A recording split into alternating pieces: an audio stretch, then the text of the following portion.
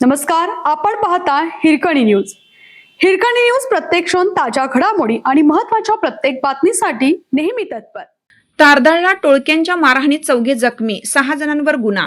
जुन्या भांडणाचा राग मनात धरून 6 ते 7 तरुणांनी ओम नर्मदे, गणेश नर्मदे यांना लाथाबुक्क्यांनी मारहाण करून पोलिसात तक्रार दिल्यास जीवे मारण्याची धमकी दिली.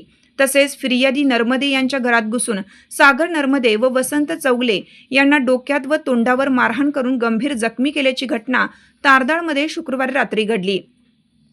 या प्रकरणी सुजय नलवडे, जय उर्फ सोन्या ओगले, यश ओगले, हेमंत मुसळे, युवराज उर्फ प्रीतम खांडेकर, विजय शिंदे सर्व राहणार खोतवाडी यांच्यावर शहापूर पोलीस ठाण्यात गुन्हा दाखल झाला आहे. रात्री उशिरा संशयितांना ताब्यात घेतला आहे.